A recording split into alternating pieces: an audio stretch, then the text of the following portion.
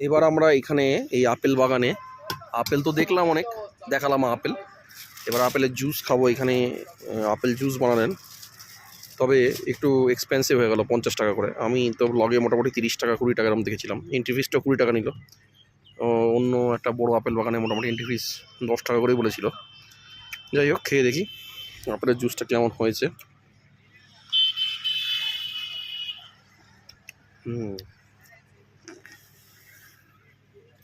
খেতে বেশ ভালোই লাগছে। খেতে সত্যি টেস্টি, মিথ্যা কথা বলবো না। খেতে সত্যি আপেল জুসটা খুবই টেস্টি। আপেল জুসটা খুবই টেস্টি।